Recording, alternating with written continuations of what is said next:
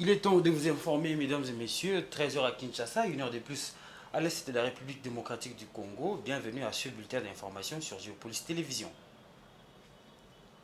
On va commencer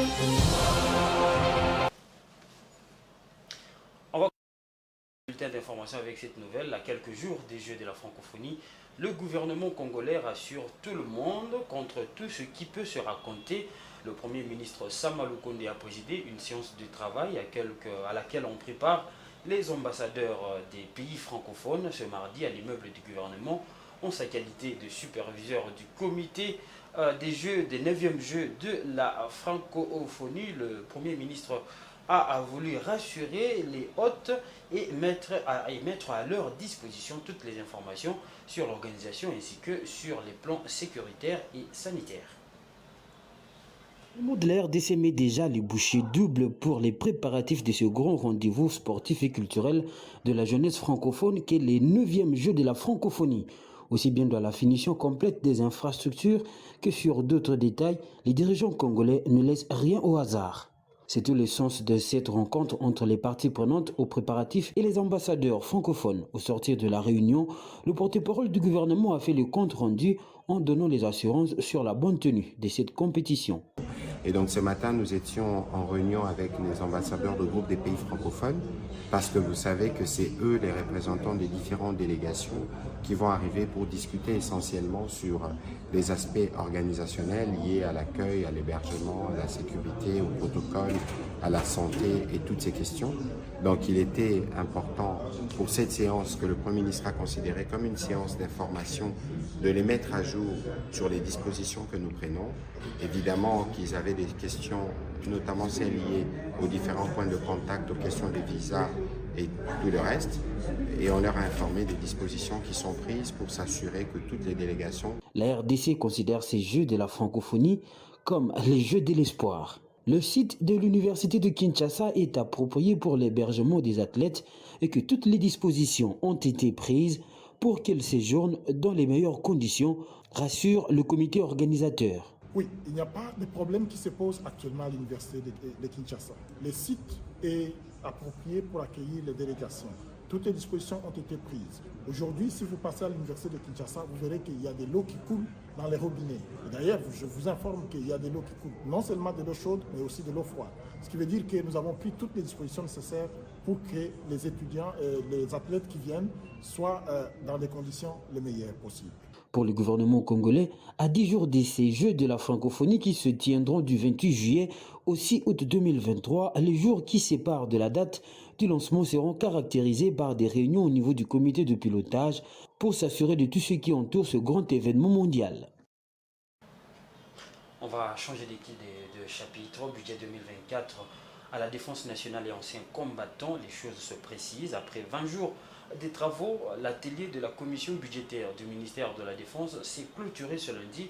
Les experts de ce ministère, les responsables des FARDC et ceux du secrétariat général à la Défense se sont résolus d'apporter des amendements au budget programme vers lequel les FARDC vont migrer.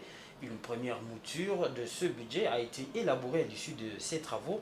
C'est le secrétaire général à la Défense nationale, le général-major Martial Lukwikila, qui a présidé cette cérémonie. Comment ne pas me réjouir en ce moment de constater que ces travaux ont eu le mérite de mettre autour d'une même table les responsables de nos forces armées, les membres du cabinet de son Excellence, Monsieur le Vice-Premier ministre, ministre de la Défense nationale et anciens combattants, les experts du ministère de la Défense nationale et anciens combattants, singulièrement ceux du secrétariat général à la Défense nationale ainsi que les délégués de la FRIDEX.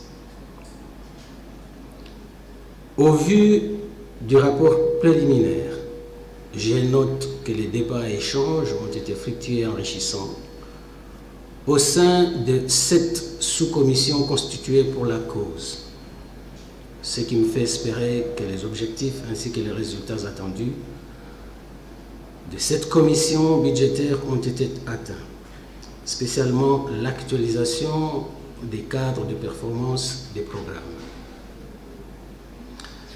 À cet effet, J'attends fermement le rapport final de cette commission, output à la conférence budgétaire qui recevra bientôt les secteurs de la défense nationale et anciens combattants. Dans le secteur de l'économie, les mesures urgentes mises en place par le gouvernement congolais, annoncées par le ministre des Finances, pourraient-elles arriver à stabiliser le franc congolais dans le marché de change? Valérie Mandianga, expert en finances publiques, y répond. Il explique également les causes récurrentes de la dépréciation de la monnaie nationale. Il était joint par Rachel Missenga.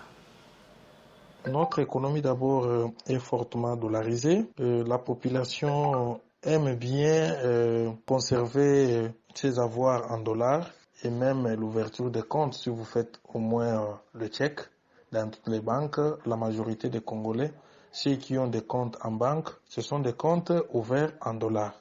Mais chez nous, ici au Congo, nous avons plus besoin des dollars américains que de disposer le franc congolais.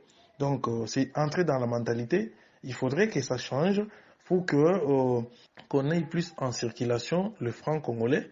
Cela pourrait également baisser la demande des dollars américains. Et ce qui fait que le taux est toujours en augmentation parce qu'il y a une forte demande. Il y a moins de devises sur les marchés et il y a plus de demandes de ces devises-là. Et chaque Congolais veut en avoir pour garder son argent à la maison. C'est ça au moins le vrai problème. Et on doit travailler pour dédollariser l'économie, pour qu'il n'y ait pas assez de demandes de devises. C'est trop quand les gens demandent beaucoup la devise étrangère. Et même dans des restaurants, il faut payer avec les dollars.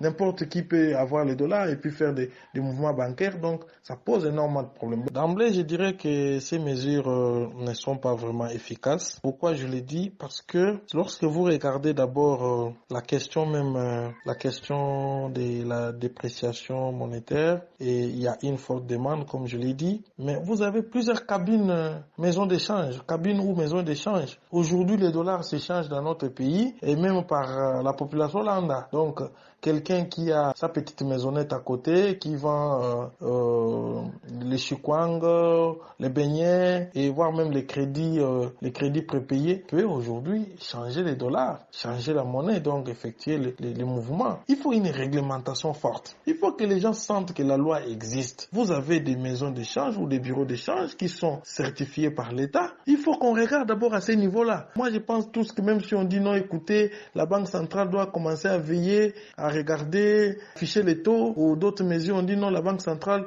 doit également veiller sur la qualité de la dépense publique. Oui, mais toutes ces mesures-là, elles sont bonnes. Mais s'il n'y a pas la répression. Voilà, vous allez corriger avec moi, c'est Patrick Ilunga qui a fait ce propos recueilli. On va parler de l'actualité internationale. Dans un communiqué publié lundi, le Fonds monétaire international a annoncé avoir approuvé le décaissement du nouveau financement d'un montant cumulé de 966,8 millions de dollars américains en faveur du Kenya. Les nouveaux financements sont destinés à soutenir les efforts déployés par les autorités pour maintenir la stabilité macroéconomique, promouvoir la croissance et faire avancer des réformes en cours. Jojo Moulamba. L'accord sur les exportations de céréales ukrainiennes en mer Noire ne sera pas renouvelé. Le Kremlin s'est prononcé ce lundi, estimant que les conditions demandées par la Russie n'ont pas été respectées. Shashwat Saraf, du Comité international de secours pour l'Afrique de l'Est, a mis en garde contre l'instabilité qui pourrait résulter de la suspension de l'initiative céréalière de la mer Noire.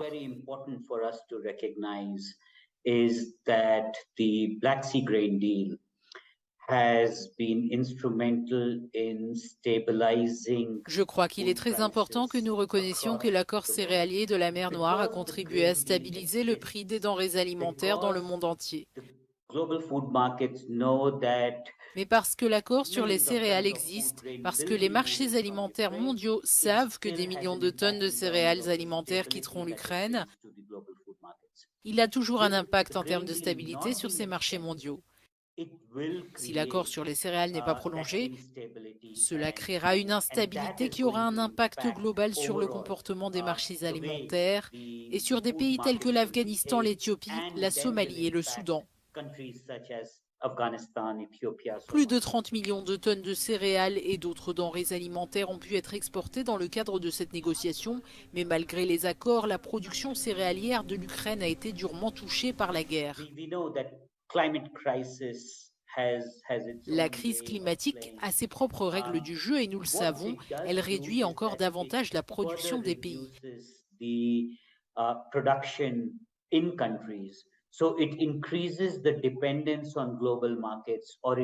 Elle accroît donc la dépendance à l'égard des marchés mondiaux ou à l'égard de l'aide alimentaire et humanitaire pour les populations.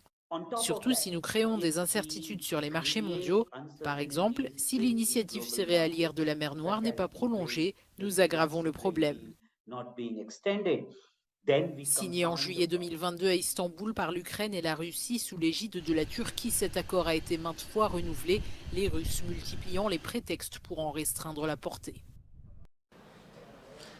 Voilà, nous sommes arrivés à la fin de ce bulletin d'information. Mesdames et messieurs, merci de l'avoir suivi. Je vous donne rendez-vous à 19h pour la grande édition qui vous sera présentée par Jojo Moulamba. Au revoir.